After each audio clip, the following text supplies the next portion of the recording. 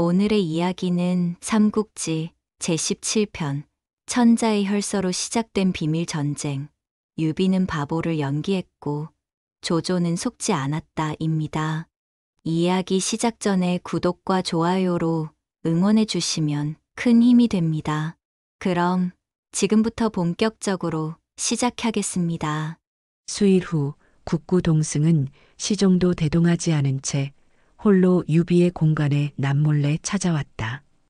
유비는 후원 텃밭에 채소를 가꾸다가 그를 맞았다. 동국구 여긴 어쩐 일이시오? 유비가 놀라 묻자 동승은 손수 문을 닫으며 말했다. 유황숙, 어서 들어가서 얘기합시다. 평소와 다른 동승의 태도를 눈치챈 유비가 어서 들어가시죠. 하고 동승을 내실로 인도하였다. 이윽고 단 두 사람만 좌정한 뒤에서야 동승이 입을 열었다. 폐하께서 혈서의 밀지를 내리셨습니다. 하고 말하며 천자의 혈서를 내보였다. 유비가 자세를 바로잡고 동승이 내민 천자의 밀지를 펼쳐보니 그곳에는 혈서로 이렇게 쓰여 있었다. 짐이 듣건대 인륜의 위대함은 부자가 우선이고 좀비가 다른 점은 군신을 중하게 여기는 점이라고 하오. 근일 조조의 무리가 권세를 농단하며 사당을 연결하여 조정의 기강을 어지럽히니 이로써 나라가 크게 위태롭게 되었소. 국가의 원로인 경은 고조의 위협을 생각하고 충의의 열사들을 규합하여 간당을 멸함으로써 사직을 다시 태평하게 하도록 하시오. 이에 손가락을 깨물어 혈서를 써 경에게 보내는 바이니 재산 명심하여 짐의 뜻을 저버림이 없도록 하오. 건한 4년 3월 초 유비는 손가락을 깨물어 혈서를 써 경에게 보낸다는 대목에 이르러선 너무도 비통한 나머지 눈물을 금할 길이 없었다. 그리하여 눈물을 쏟으며 천자의 혈지 앞에 절을 하면서 선왕들이시여 황손 유비가 명을 받두옵니다. 하고 참담한 심정으로 결연히 말하였다. 그리고 국구 동승에게 뜻 있는 지사들에게 황제 폐하의 혈지를 돌려보이고 의맹서를 만들어 역적 조조를 멸하는 지사들의 결의를 서명받도록 하는 것이 좋겠습니다. 하고 말하니 동승이 즉석에서 찬성하며 그러면 내가 의맹서를 만들어 구국의 뜻이 있는 사람에게 서명을 받도록 하겠소. 하고 말하고 그날부터 사람을 가려 서명을 받기 시작하였다. 좌장군 유비는 물론 국구 동승, 공부시랑 왕자복, 소신장군 오자란, 장수교의 충집, 의랑 오석, 서량 태수마 등 태의 길평 등이 각각 손가락을 깨물어 의맹서에 혈서로 서명하였다. 한편 유비가 공간 후원에 밭을 일구고 틈만 나면 채소를 가꾼다는 소식을 듣고 관우와 장비가 함께 찾아와서 말했다. 도대체 이 어지러운 세상에서 천하를 구할 생각은 아니하고 밤낮 채소만 가꾸고 계시니 그래서 어쩌자는 거요? 나는 한심도 하고 화도 나서 못 보고 있겠소. 하고 장비가 예의 투덜대는 소리로 말하였다. 때마침 유비는 채소에 물을 주다가 그 말을 듣고 장비의 옆에 묵묵히 서 있던 관우에게 물었다. 둘째도 그렇게 생각하는가? 형님께서 어련히 생각하시고 하시는 일이겠습니까? 하마는 저 역시 어딘지 석연치 않은 생각이 없지 않습니다. 그런가? 어쨌든 때가 오면 알게 될 것이니 이 문제는 너무 마다 말고 내게 맡겨두게. 자, 오랜만에 우리 삼형제가 만났으니 어서 안으로 들어가 술이나 한 잔씩 나누세. 장비는 술을 준다는 바람에 감정이 다소 누그러지긴 했지만 기본적인 불만은 조금도 풀리지 않았다. 유비는 물론 마음이 편해서 채소를 가꾸는 것이 아니었다. 동승으로부터 천자의 혈지를 받고 나서부터는 조조의 의심을 살까 두려워 그들 일파에게 딴 뜻이 없음을 보여주기 위해 일부러 채소 가꾸기에 더욱 열중한 모습을 보이고 있었던 것이었다. 그러니 장비와 관우의 불평이 있을 수밖에 없었다. 그로부터 며칠이 지난 어느 따뜻한 봄날, 유비는 이날도 혼자서 채원을 가꾸다 말고 일손을 멈추고 망연히 앉아서 골똘한 생각에 잠겨 있었다. 언제쯤 어떤 방법으로 조조에게 맞설 세력을 규합할 것인가. 이렇듯 설왕설래의 시간을 보내고 있을 때 대문이 요란스럽게 열리는 소리가 났다. 순간 유비는 텃밭에 흙을 손으로 주워 얼굴에 문질렀다. 불현듯 찾아오는 사람에게 다른 생각 없이 농사에 열중하는 모습을 보이기 위함이었다. 유황숙. 유비의 등 뒤에서 그를 부른 사람은 조조의 신복 맹장인 허저와 장유였다. 그들은 수십 명의 부하들을 거느리고 예고도 없이 돌연 찾아왔다. 유비는 천천히 일어나 소리가 난 쪽으로 돌아섰다. 그리고 허저와 장유를 알아보고 내심 크게 놀라면서도 겉으로는 반갑게 영접하였다. 장군들께서 어인일이시오? 그러자 언제나 그렇듯 허저의 퉁명스런 대답이 돌아온다. 승상께서 찾으시니 같이 좀 가시지요. 유비가 그 말을 듣고 대답한다. 승상께서 나를 부르신다고요?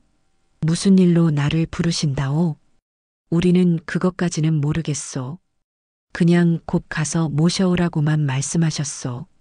유비는 마음속으로 매우 괴이쩍게 생각했다.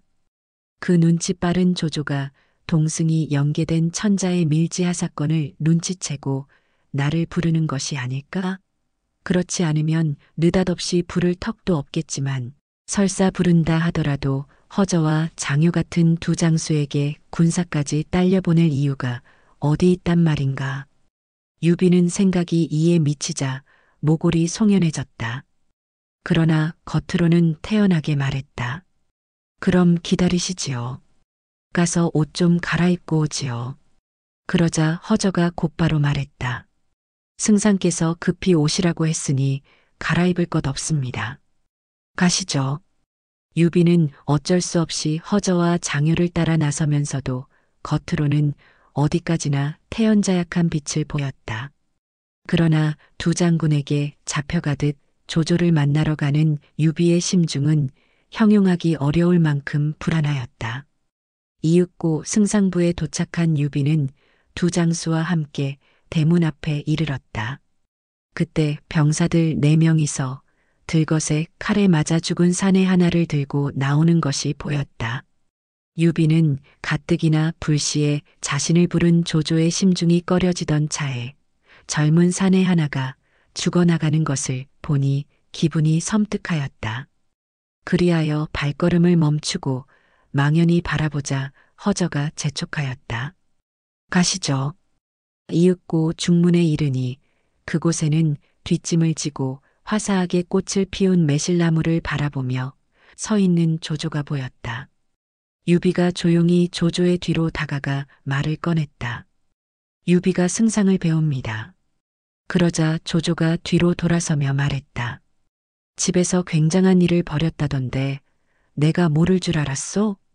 조조는 언제나 그렇듯 냉철한 어조로 말했다. 유비는 그 소리를 듣고 가슴이 철렁하였다. 국구 동승을 비롯한 지사들과 의맹서를 만드는 일을 조조가 알고서 그런 말을 꺼낸 것 같았기 때문이었다. 잠시 머뭇거리다가 굳은 표정으로 애써 태연히 대답하였다. 승상께서는 무얼 말씀하시는 건지요? 그러자 조조는 채소파 당당한 황숙의 몸으로 후작 장군인 당신이 어째서 농부처럼 채소나 키우고 있냔 말이오? 내가 보내주는 양식이 모자라오? 하고 묻는 것이 아닌가. 그 말을 듣고 유비가 적이 안심하며 대답했다. 아, 아닙니다. 승상부에서 세심하게 돌봐주시는 덕분에 생활에 불편함이 없는데 딱히 할 일도 없는 데다가 갑자기 신선한 부추가 먹고 싶어서 조금 심어본 겁니다. 그러자 조조가 고개를 끄덕이며 말했다. 부추는 잘 자라나? 그럼요, 잘 자랍니다. 조조는 유비의 한 팔을 잡아 이끌며 말했다. 갑시다. 조조는 후원 정자로 가면서 꽃핀 매화나무를 가리키며 말했다. 내 매화나무를 보니 지난날 장수를 정벌할 때의 일이 생각나서 당신을 오라고 부른 거요. 그때 우리 군사들이 폭염으로 갈증에 시달리기에 갑자기 떠오른 게 있었소. 그래서 내가 채찍으로 산 너머를 가리키며 봐라. 저 산을 넘어가면 매화 열매가 얼마든지 있으니 빨리 넘어가서 마음껏 따먹어라.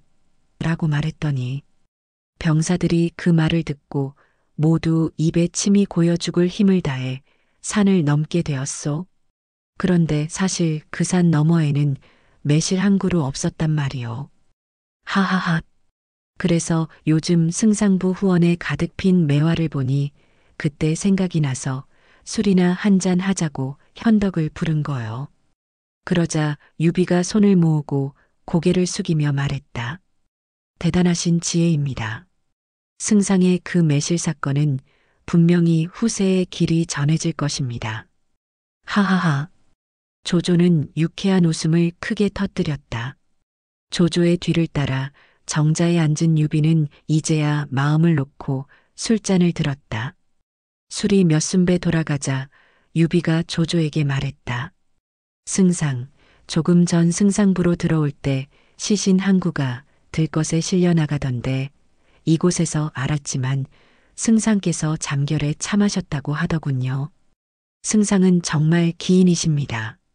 주무시는 중에도 한쪽 눈을 뜨신다니요? 그러자 조조가 단박에 호쾌하게 웃으며 말했다. 우회해. 현덕? 당신한테만은 솔직히 말해주지. 내가 잠결에 죽인 것은 아니오. 자면 그냥 자는 거지. 어찌 그럴 수가 있겠소.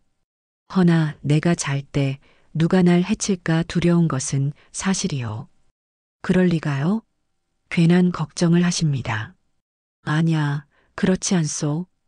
과거에 나는 동탁이 잘 때 그를 죽이려 했고 누구나 할 수 있지. 때문에 나는 잠을 자는 동안에도 경계를 늦추지 않고 있어. 그럼 어떻게 경계를 하십니까? 일부러 소문을 내도록 만들었지. 잠결에 살인을 한다고. 누구든 내가 잘 때 옆에 오면 목숨이 위험하다고 말이요. 그런데 하인들이 반신반의하기에 안 되겠더군. 그래서 오늘 낮에는 침상에서 자는 척하며 잠꼬대를 하니 하인들은 내가 부르는 줄 알고 내 옆으로 왔고 나는 소리를 지르며 검으로 찌르고는 태연히 계속 잠을 잤소. 그리고 깨고 나서는 아무것도 모르는 척 연기를 하며 비통해했지. 우하하. 아마 지금쯤은 조조가 잠결에 살인한 얘기가 널리 퍼지고 또 퍼질 거요. 그래서 앞으로는 그 누구든 내가 잘 때에는 감히 접근하지 못할 거요. 유비가 그 말을 듣고 말했다. 알고 보니 승상이 잠든 것이 아니라 세인들이 잠든 거군요. 조조는 응. 그러나 유황숙은 제외요. 자, 듭시다. 하며 술잔을 들었다. 술이 여러 순배 돌아 취기가 도도하게 올라왔을 무렵 난데없는 검은 구름이 온 하늘을 뒤덮으며 저 멀리 산기슭에서 시커먼 구름이 하늘로 뻗쳐오른다. 그러자 하인들이 구름을 보고 아, 용이 하늘로 올라갑니다. 하고 떠들어댔다. 조조는 유비와 함께 난간으로 나와 하늘로 뻗는 구름 기둥을 한참 바라보다가 문득 유비에게 물었다. 현덕, 당신은 용이 있다고 생각하나? 옛날부터 용이 있다는 말은 많이 들어왔지만 제 눈으로 직접 본 적은 없습니다. 용이란 동물이 있고 없는 것은 나도 모르지만 천지간의 풍운조화를 일으키는 것이 용이라고 한다면 우리가 말하는 영웅이라는 사람도 용이라 불러도 좋을 것 같은데 현덕은 이 점을 어떻게 생각하시오? 사리에 합당한 말씀입니다. 그렇다면 현덕은 오랫동안 천하를 두루 돌아다녔으니 당세의 영웅들을 알 수 있을 것인데 천하의 제후들 중에서 누가 영웅인지 한번 말씀해 보시오. 나 같은 사람이 어찌 영웅을 알아볼 수가 있겠습니까? 아니지, 너무 겸손한 말씀이군. 과히 마다 말고 말해 보시오. 유비는 마지못해 잠시 생각하다가 이렇게 말했다. 그럼 말해보지요. 회남의 원술은 황제를 자처하다가 실패로 끝났지만 한 지역을 제패했으니 영웅이라 할 만하지요. 그는 패군지장이요. 무능한 인물이요. 그자는 얼마 가지 않아 나에게 잡히고 말 거요. 그러면 하북의 원소는 어떨까요? 그는 사세삼공인데다가 넓은 영토를 가지고 휘하에 수많은 모사와 용장을 거느리고 있으니 가히 영웅이라 할 수 있을 겁니다. 아니요. 원소는 겉으로는 위엄이 있어 보이나 원래 담이 작고 결단력이 없어서 큰일을 도모할 능력이 없는 사람이요. 그런 위인을 어찌 영웅이라 할 수 있겠소? 그러면 강압할준의 유경승은 어떻습니까? 유표는 허명무실한 사람이니 영웅이라 볼 수 없소. 그러면 혈기방강한 강동의 손책은 어찌 보십니까? 손책은 저희 아버지의 이름을 빌렸으니 진정한 영웅이라 못할 것이요. 그러면 익주 유계옥은 어떻습니까? 유장은 황실의 종친이라고 하나 집을 지키는 게에 불과한 사람이라 영웅은 못 돼요. 그러면 장수 장로, 한수 같은 장수는 어떨까요? 유비의 말에 조조는 소리를 크게 내어 웃는다. 우하하, 그런 무리들이야 조물하기들이니 가히 거론할 바도 못 돼요. 이제는 이들 외에 누가 영웅인지 아무리 생각해도 모르겠습니다. 그러자 조조가 웃으며 말했다. 내가 말하는 영웅이란 가슴에 큰 뜻을 품고 지략이 있으며 위로는 우주의 이치를 꿰뚫어 보고 아래로는 천지의 조화를 다스려야 하오. 좋은 말씀입니다. 그러면 승상께서 보시는 당대의 영웅은 누구라고 생각하십니까? 지금 천하의 영웅은 조조는 여기까지 말하고 손을 들어 유비를 가리키며 말했다.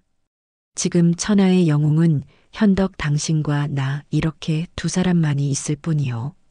순간 유비는 어색한 미소를 지어 보이며 과한 말씀입니다. 이 유비가 어찌 승상과 비교되겠습니까? 그러자 조조는 의미심장한 미소를 지으며 말했다.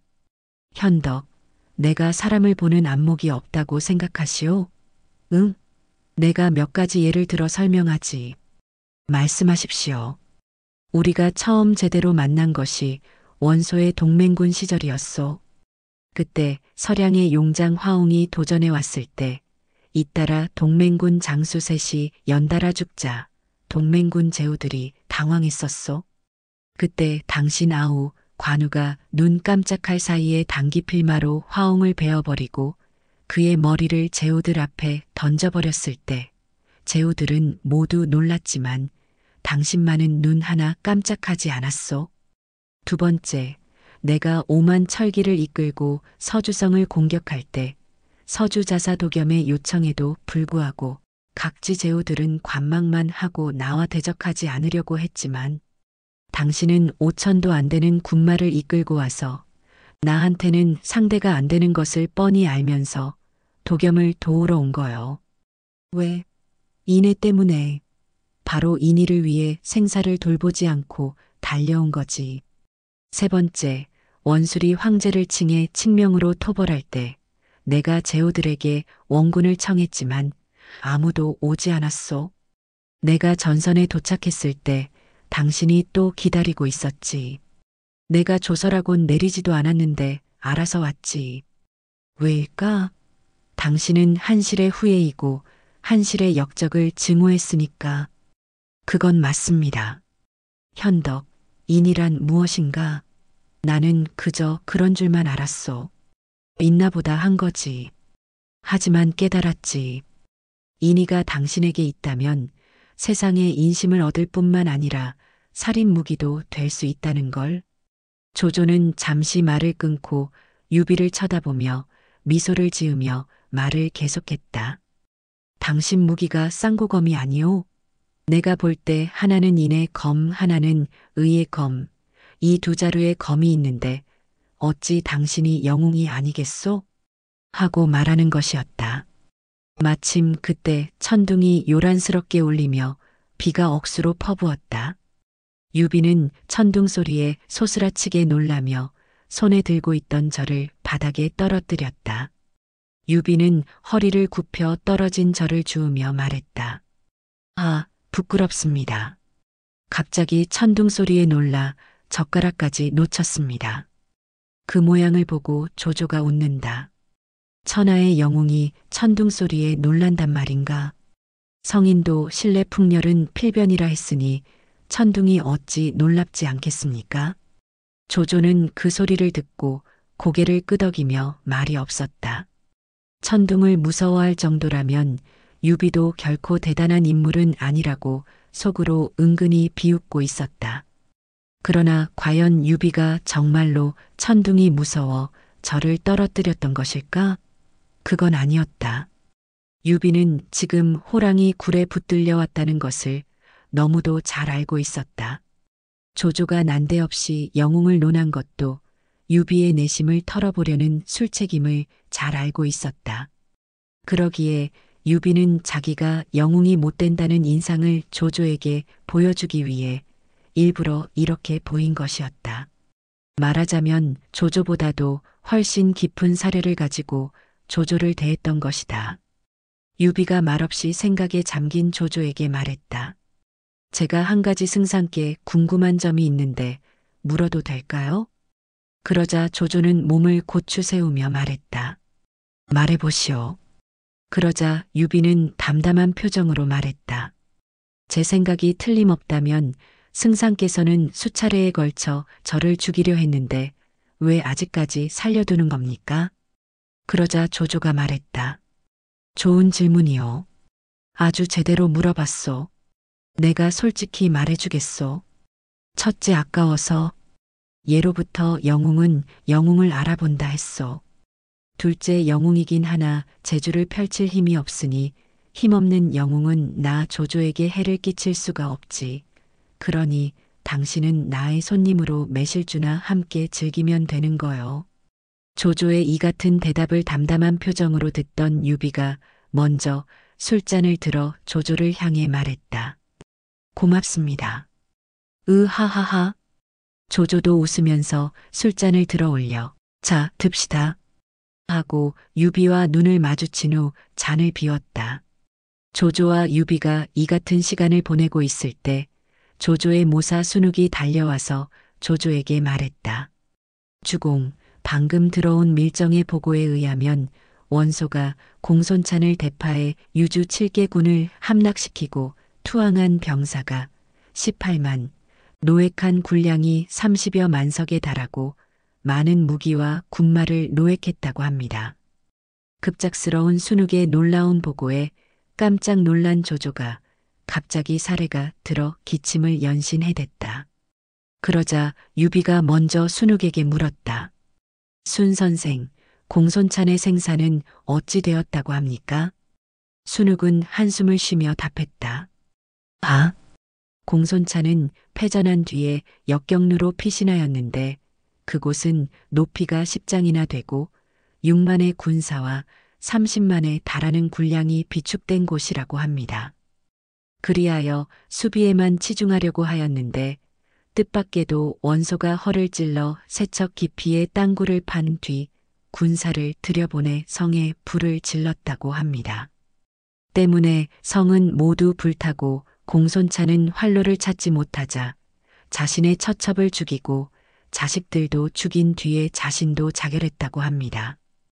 그러자 유비가 한숨을 쉬며 말했다.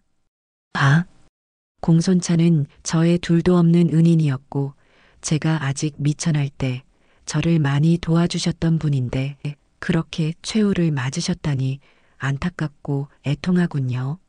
조조가 말했다. 공손찬이 원소에게 패할 줄은 짐작하고 있었지만 그렇게까지 빨리 패할 줄은 몰랐군. 난 사실 그가 아무리 나약해도 내년까진 버틸 줄 알았는데 이는 하늘의 뜻이 분명하네. 순욱이 조조에게 무언가를 말하려는 기색을 보였으나 유비가 있는 앞이라 주저하는 모습을 보였다. 유비는 그런 눈치를 채고 말했다. 정무에 바쁘신 듯하니 저는 이만 물러가겠습니다. 하고 일어서며 조조에게 허리를 굽히자 조조가 말했다. 앉으시오. 하고 유비를 제지한다. 그리고 순욱을 부르며 현덕은 내 아우이니 말해도 괜찮소. 유비가 다시 자리에 앉자 순욱이 말했다. 주공, 원소가 공손창과의 싸움에서 대승을 거두고 세력이 증가해 군사가 어림잡아 60만에서 70만에 이르게 된 데다가 장수만도 1000명이 넘게 되었습니다. 그리고 기척유병의 4개 주를 차지해 동쪽으로는 바다에, 서쪽으로는 강에 이르기까지 천하의 3분의 1을 독점하게 되었으며 대승의 여세를 몰아 기세까지 등등하니 제 걱정은 주공과 원소의 결전이 가까워졌다는 겁니다. 조조가 순욱에게 명했다. 당장 조서를 꾸며 천자의 이름으로 원소에게 상을 내리시오. 관작과 자기를 내려 그가 취한 성과 영토를 모두 상으로 하사한다고 말이오. 순욱이 읍하며 알겠습니다. 하고 대답하고 물러갔다. 순욱이 나가자 유비가 조조에게 물었다. 승상, 원소와는 결전을 안 하실 건가요? 조조가 자신감 넘치는 웃음을 지으며 답했다. 결전은 이미 시작된 거요. 원소에게 약한 모습을 보이는 게 시작이지 우회해. 다음 날 아침 장락궁에서는 천자 유엽을 비롯해 승상 조조, 국구 동승, 유황숙 및 만조백관들이 참석한 가운데 조회가 열렸다. 이 자리에서 군사 순욱이 조서를 들고 나와 승상 조조에게 바쳤다. 조조가 조서를 펼쳐들고 천자 유엽을 바라보며 입을 열었다. 신 아래옵니다. 대장군 원소는 천자의 위엄으로 군사를 이끌고 솔선수범의 조정을 위해 공손찬을 제거하고 유주 7군의 영토를 취했으니 조정에서는 상과 자기를 하사하노라. 이에 원소를 호국공에 봉하고 구석을 내리며 천하의 병권을 가진 대원수로 삼는다. 그러자 천자가 조조에게 물었다. 지금 원소에게 상을 내린다는 말이오? 예. 예. 조조가 천자를 매서운 눈으로 쏘아보며 반문하였다. 그러자 조조의 눈치를 살피던 천자는 당황한 기색으로 답했다. 아, 다른 뜻은 없고 짐이 윤허하겠소. 그때 조회가 열리는 장락궁 계단 위를 한 병사가 뛰어 올라오며 소리쳤다. 보고합니다. 병사는 급히 달려와 조조의 앞에 무릎을 꿇었다. 조조가 조서를 든 채 오른쪽 용상에 앉은 천자 쪽을 까딱거리며 표시했다. 병사는 즉시 조조의 손짓을 알아채고 천자의 용상 쪽으로 자리를 고쳐 꾸르며 말했다. 폐하, 원술이 회남에서 방탕한 생활을 하다가 부하들이 반란을 일으켜 결국 전국 옥세를 원소에게 넘겨주고 원소를 황제로 옹립하고 자신은 신하가 되겠다며 패잔병을 규합해 기주로 진군하고 있다고 하옵니다. 그리고 옥세는 원술의 손에 있다고 하옵니다. 조조가 병사를 내보낸 뒤 단상 중앙으로 나서며 말했다. 이런 원소와 원술 이 두 형제가 서로 힘을 합치면 세력이 더 커질 것 아닌가, 유비가 앞으로 나서며 천자와 조조를 번갈아 바라보았다. 폐하, 승상, 신이 보름이란 기한 안에 원수를 잡지 못하면 군법에 따라 처리하십시오. 천자가 유비의 기계에 흡족해하며 말했다.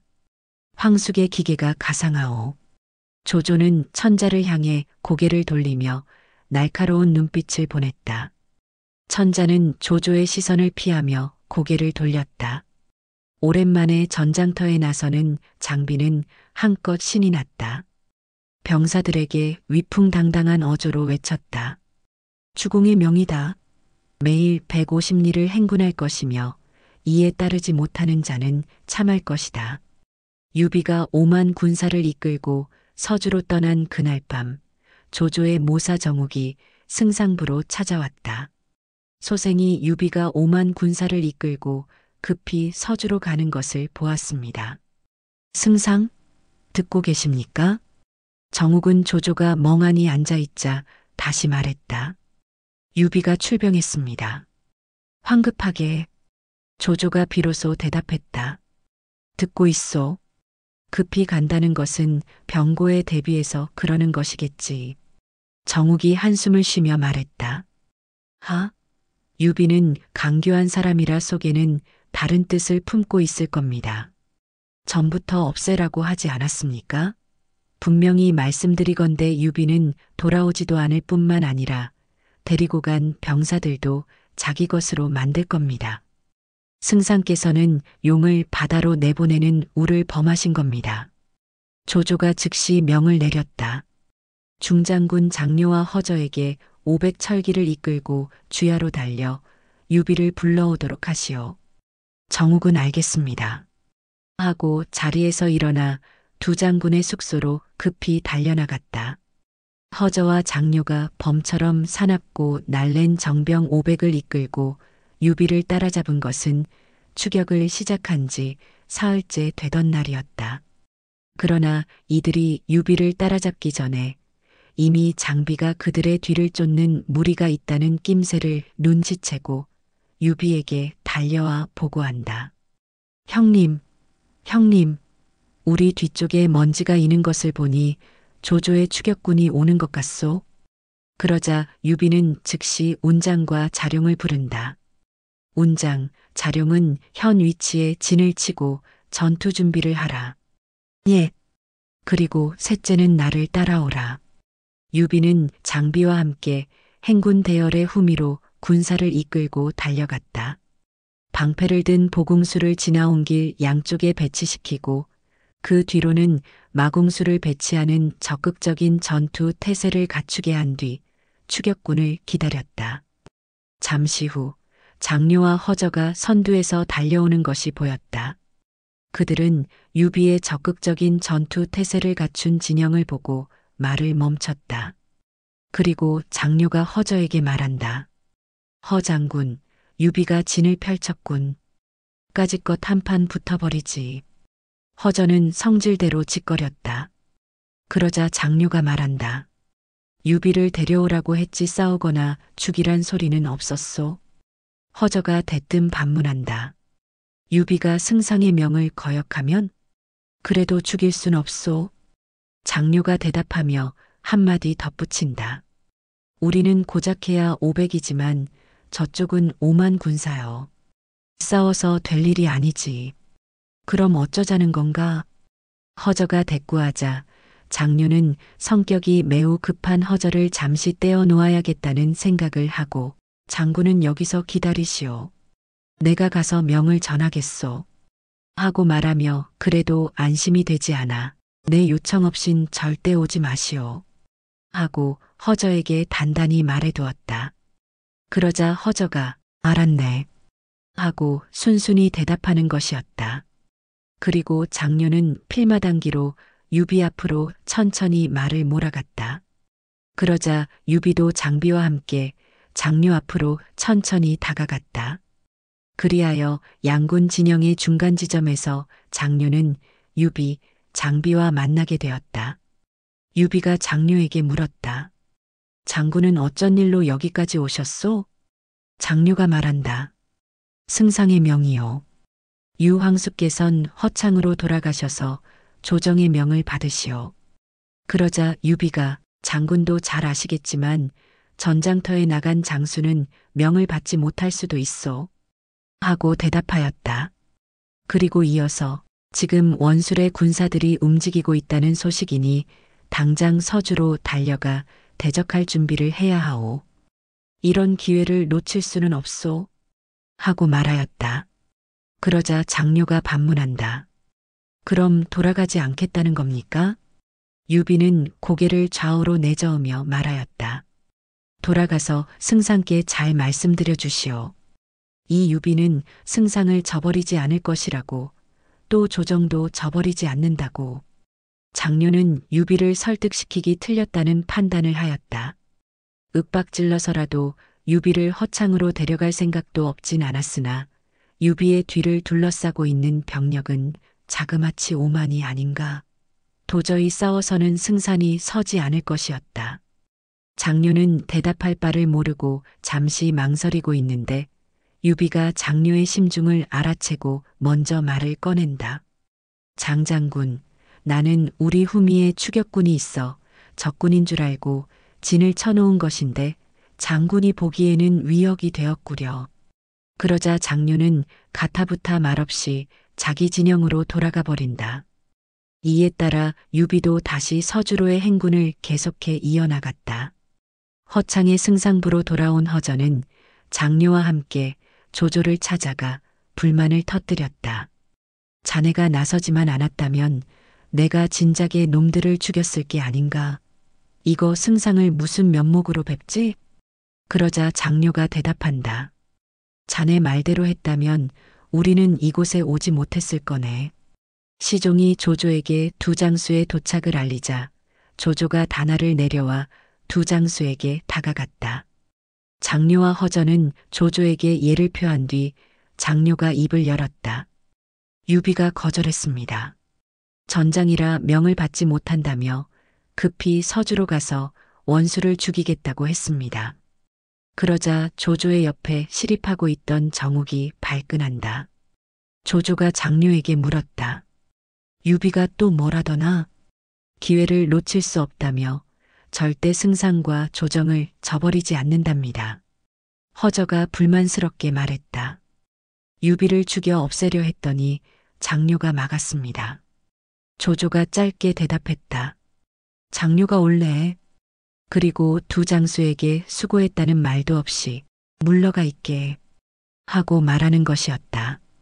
장녀는 허리를 깊이 숙이며 대답을 하였고 허전은 불만이 쌓인 얼굴로 건성으로 허리를 굽히며 예하고 대답하고 물러갔다.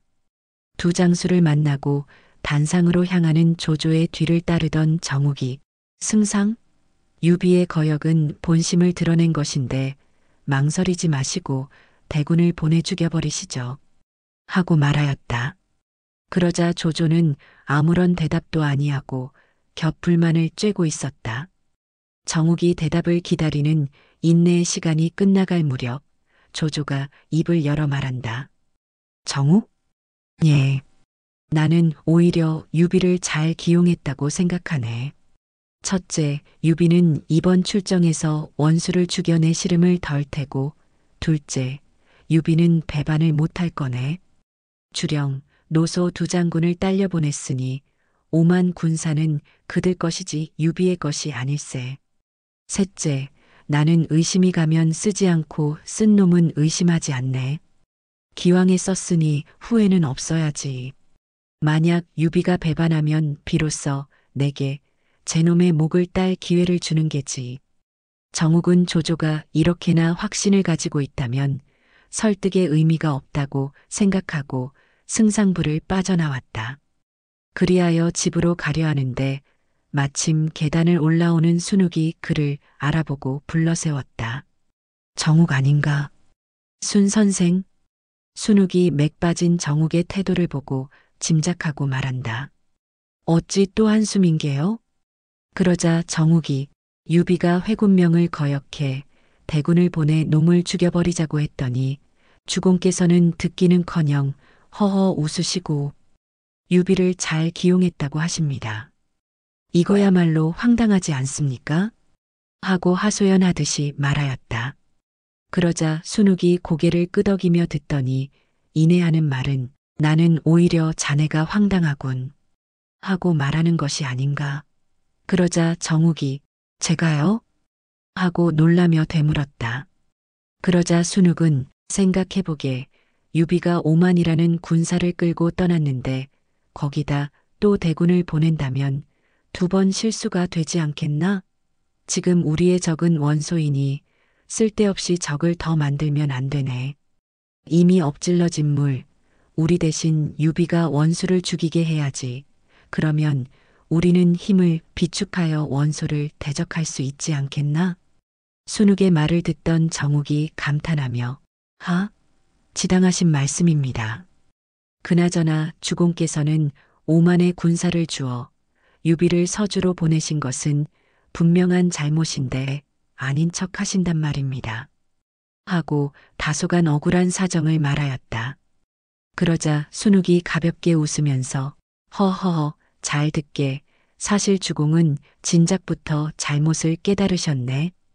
차후 고칠지언정 결코 인정하진 않을 거야. 군주가 누구던가 잘못을 알고 고쳐도 절대 인정하지 않는 법이야. 절대 인정하지 않지. 인정하는 순간 군주는 위엄과 권위가 깡그리 땅바닥에 내동댕이 쳐진다고 여긴다네. 안 그런가? 하하하. 순욱은 이 말을 끝으로 정욱을 떠나갔다. 아. 정욱은 두 눈을 깜빡이며 떠나가는 순욱의 뒷모습을 존경하는 눈초리로 쳐다보면서 고개를 끄덕였다. 한편 원수를 치러 서주로 달려간 유비는 원술의 동태를 파악하기 위해 첩자를 적진 깊숙이 들여보냈다. 이틀 후 돌아온 첩자들의 보고를 종합해보니 원술은 하남으로 피신한 뒤 궁전을 어마어마하게 짓고 예전의 사치를 도모하는 바람에 민심을 크게 잃어 수하장수인 뇌박과 진란이 많은 군사들을 이끌고 숭산으로 달아나 버리기까지 한 데다가 엎친 데 덮친 격으로 금년에는 수해까지 극심하여 국정이 극도로 피폐하였다는 것이다.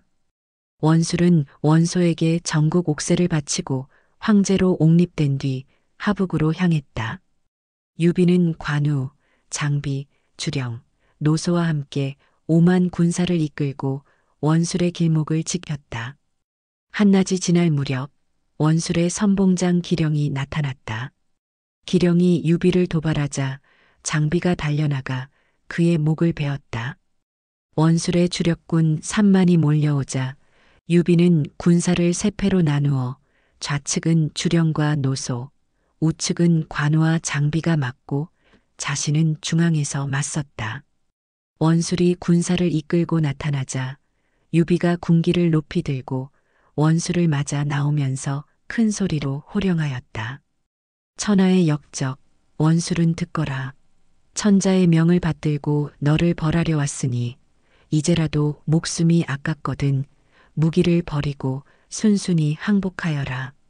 원술은 그 소리에 크게 화를 내며 이 돗자리나 짜먹던 필부야. 내가 나를 누구로 알고 주둥이를 함부로 놀리느냐. 이놈, 내 칼을 받아라. 하고 소리를 지르며 군사를 휘몰아온다. 유비는 의식적으로 군사를 뒤로 물렸다. 그러자 원술은 유비가 쫓기는 줄로 알고 군사를 깊숙이 몰고 들어왔다.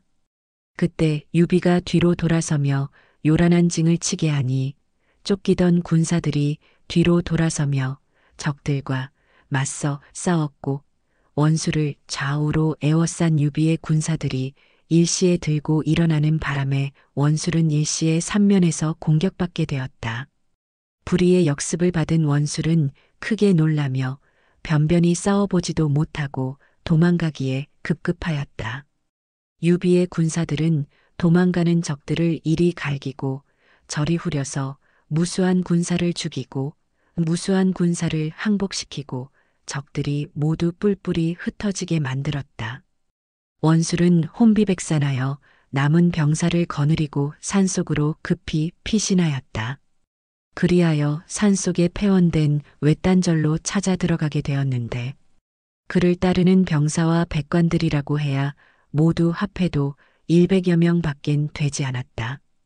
그러나 그들은 모두 탈진할 만큼 지쳐 있어서 모두 넋이 나가 있었다. 지쳐 쓰러지다시피 한 원술이 애지중지 가지고 온 전국옥새를 물끄러미 바라보다가 수아에게 말한다. 물이 있느냐? 목이 마르다. 어서 마실 물을 찾아보거라. 그러자 수아는 폐하, 온통 피바다라 마실 물이 없습니다. 더구나 우리는 적들에게 포위되어 나갈 수도 없습니다. 하고 대답한다. 그러자 원술이 짜증을 발칵 내며 찾아봐 하고 소리쳤다. 그때 누군가 소리쳤다. 폐하, 웬 장군이 찾아왔습니다. 그 순간 법당 문이 열리면서 조자룡이 들어왔다. 그의 손에는 유비가 보내는 서신이 들려 있었다. 유비 장군이 전하는 서신이요. 자룡은 이같이 말하며 서신을 내밀었다. 원술의 시종이 서신을 받아 초췌한 몰골로 기대 앉은 원술에게 바친다. 원술이 펼친 서신에는 이렇게 쓰여 있었다. 공로 장군 보시오. 장군을 생포에 허창으로 압송하라는 명을 받았소. 차마 그리는 못하겠으니 장군의 명성이 욕되지 않게 자결하도록 하시오. 유비. 원술은 유비의 서신을 침통한 얼굴로 읽은 뒤 자룡을 서글픈 눈으로 쳐다보며 고개를 두세 번 끄덕여 보였다.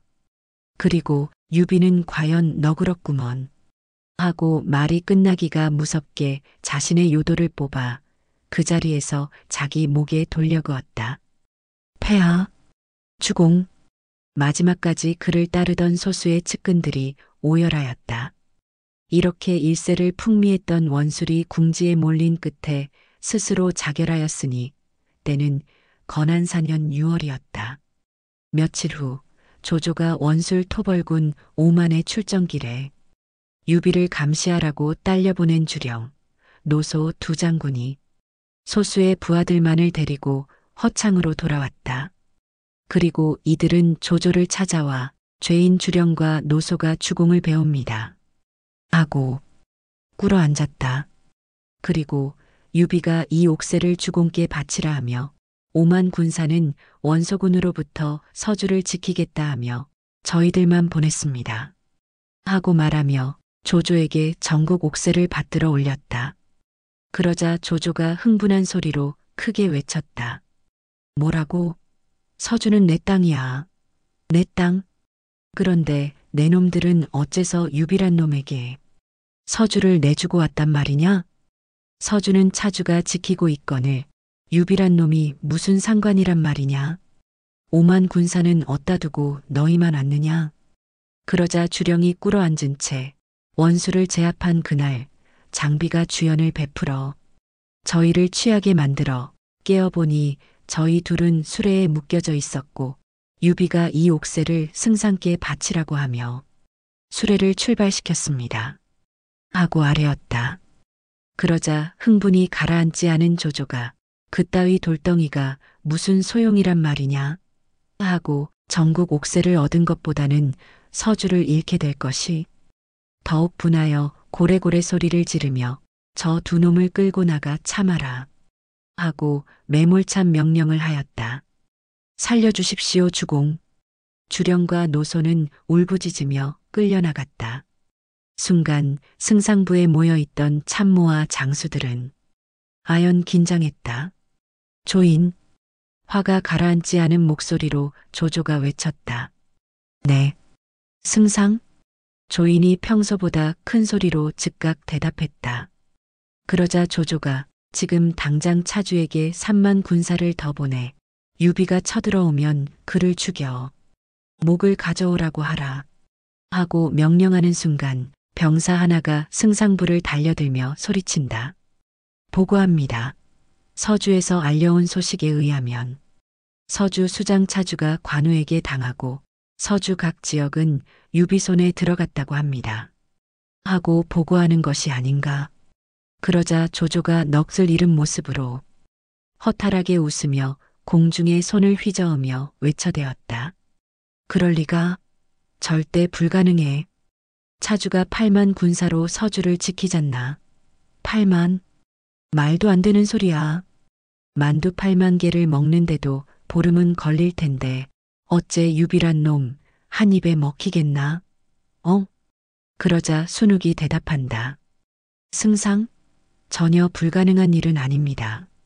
조조는 그 말을 듣고 순욱을 향하여 돌아서며 지금 뭐라 했나? 하고 쏘아보며 물었다. 그러자 순욱이 유비는 명을 받든 몸이니 승상이 내린 병부를 이용해 성문을 열게 하고 차주를 속여 제압했을 겁니다. 하고 말한다. 조조는 아무런 대꾸도 없이 순욱을 내려다보다가 그가 들고 있던 전국 옥새를 자기 손으로 옮겨들었다. 그리고 옥새를 들고 다시 아무런 말도 하지 않고 승상부 내실을 서성거리면서 얼빠진 사람처럼 걸어다니더니 느닷없이 내실 바닥에 끙 하고 소리를 내면서 벌렁 뒤로 자빠져 버리는 것이었다. 승상, 왜 이러십니까? 참모들과 장수들이 일시에 조조에게로 달려들었다. 그리고 그를 정신 차리게 보려고 애썼고 누군가는 이렇게 소리쳤다. 어서 빨리 어이를 불러라. 부하 장수들과 참모에 의해 내실로 옮겨진 조조는 자리를 보전하고 드러누웠다. 그리하여 그의 아들인 조비와 조식이 병석을 지키고 있었다. 그렇게 사흘이 지난 어느 순간 조조가 눈을 번쩍 떴다. 그러자 큰아들 조비가 아버님, 정신 좀 드십니까? 하고 물었다. 그러자 조조가 고개를 돌려 두 아들을 쳐다보고는 다시 눈을 감으며 물었다. 비야, 네 아버님, 내가 며칠째 누워 있느냐? 사흘째입니다. 사흘? 그러면 나을 때도 되었군. 하고 말하며 읽으라던 병서들은 모두 읽었냐? 하고 느닷없는 질문을 한다. 그러자 조비는 아직 계속 반복해 읽고 있습니다. 하고 대답하니 조조가 병법은 변화무쌍하니 태만해서는 안 된다. 또 병서를 터득했다 해서 책의 내용에 얽매어서는 안 된다. 알겠냐? 하고 말한다. 그러자 조비는 알겠습니다. 하고 대답하였다. 조조는 작은 아들을 불렀다. 시가, 네 아버님, 너는 요즘 시문 좀 지었더냐? 하고 물었다. 그러자 조식은 소자, 해강, 공융 등과 시문 화답을 했습니다. 하고 대답하였다. 그러자 조조는 그래 잘했다. 좋은 시문은 사람의 마음을 움직이는 법이다. 계속 노력하거라. 하고 말하는 것이었다. 알겠습니다. 조식이 대답하는 순간 조조의 병을 구안하러 온 태의 길평이 달인 약을 가지고 들어왔다. 그러자 조조가 병석에 누운 채로 물었다. 길평, 내 병세가 어떤지 이실 찍고 하라. 하고 물으니 길평이 두 손을 모아 읍하며 아랜다. 내 승상, 승상의 두풍은 오래되어 평소에는 염려하실 정도는 아니오나 갑자기 화를 내시면 위험하오니 편한 마음을 가지셔야 하옵니다. 하고 대답하는 것이었다. 그러자 조조는 사흘이나 누워 요양을 했으니 거의 다 낫지 않았나? 하고 물었다. 그러자 태의 길평이 한 달은 요양하셔야 하옵니다. 하고 말하는 것이었다. 한편 조조의 명을 받고 서주를 지키고 있던 거기 장군 차주는 관우에게 목이 달아나고 말았고 그 길로 관우는 서주성을 무혈 점령해 버리고 말았다. 소패성과 합의성을 지키고 있던 조조의 명을 받은 장수들조차 조조가 유비에게 내린 병부를 이용해 관우와 장비가 나서서 모두 제압하고 유비가 서주 육군을 모두 손에 넣게 되었다. 유비가 서주성 성루에 올라 밖을 내다보며 말했다. 내가 서주를 얻은 것을 폐하께서 아시면 무척 기뻐하실 텐데. 하고 말문을 열자 함께 있던 관우가 우리가 서주를 되찾고 8만에 이르는 군사까지 새로 얻었으니 근래에 보기 드문 승리입니다. 이제 자룡이 이들을 훈련시키고 있으니 불언간 우리의 군사력은 크게 향상될 겁니다. 하고 대답하자 유비가 걱정 반 기대 반으로 말한다. 그래, 바라던 바 일세. 자룡이 거칠기는 해도 대장군 감이니 훈련에 박차를 가하도록 말해두게. 조만간 조조가 분명히 공격해 올 것이니 하고 말하자 관우가 고개를 끄덕인다. 미방? 유비가 측근에 있던 미방을 불렀다. 예, 주공. 미방이 읍하며 다가서자 유비는 그에게 서신을 건네주며 말한다. 자네는 곧 기주로 가서 원소를 만나 이 서신을 전하게. 우선 천자의 밀지 필사본을 먼저 보여주고 속히 출병을 해달라고 하고 또 이리 전하게 언제 출병하시든 나 유비가 선봉에 서겠다고 하게. 네. 며칠 후 유비의 서신을 전해받은 기주의 원소는 측근 참모와 장수들을 불러 그들의 의견을 들었다. 참모 곽도가 먼저 말한다. 주공께서는 공손찬을 제거하시고 내계주를 차지해 군량은 물론 병기와 군사도 넘쳐나니 유비의 요청이 없더라도 우리 스스로가 조조를 제거하고 천하를 통일할 시점이 왔습니다. 다시 한번 말씀드리지만 이번에 출병의 목적은 위급한 천자를 구함도 아니고 한실의 재건을 위함도 아닌 주공의 제왕대업을 위함이어야 합니다. 하고 아뢰었다. 그러자 참모 전풍이 뒤를 이어 자리에서 일어나며 아랜다. 주공, 공손찬을 제압한 뒤 군사의 정비도 안 된 데다가 병사들도 많이 지쳐 있습니다. 게다가 수년간 이어진 전쟁으로 각 지역은 초토화되었고 백성들은 전쟁 기피증이 생겼습니다. 지금 곽도가 말한 군량의 풍족은 장부에 적혀 있는 앞으로 거두어 들릴 세금일 뿐 손에 들고 있는 것은 아닙니다. 또 계획대로 그대로 거두어 쓰겠다고 한다면 백성들의 원망은 물론이고 수년 내에 금방 바닥을 드러내게 될 것입니다. 하오니 전쟁으로 지친 병사들을 쉬게 하면서 병사들의 힘이 길러진 뒤에 조조를 토벌해도 늦지 않습니다. 그러자 원소는 눈을 꿈쩍이며 고개를 끄덕였다. 그러자 앞서 아래였던 곽도가 다시 전풍의 의견은 서생의 안목일 뿐입니다. 지금 우리의 군대는 공손창과의 전쟁 승리로 사기가 높아져 있어 주공의 지혜와 군사들의 사기면 허창의 조조도 손바닥 아래에 있는 것과 다름이 없습니다. 때는 아무 때나 있는 것이 아니오니 주저 말고 출병해야 합니다. 더 끌면 안 됩니다. 하고 말하는 것이었다. 그러자 즉각 전풍의 반론이 이어진다. 주공, 곽도는 용기만 앞서 있을 뿐 실리를 간과하고 있습니다. 옛부터 폐업을 이룬 자는 병사의 숫자나 성을 얼마나 함락시켰느냐에 달려있지 않았습니다. 국력과 민심 그리고 농작물의 작황과 따르는 백성의 수에 달려 있었습니다. 결국 전쟁의 승패 여부는 국력과 민심에 달려 있는 것입니다. 기주, 청주, 유주, 병주를 차지하신 주공에 비해 조조는 연주와 회남 일부뿐으로 주공의 절반에도 못 미칩니다.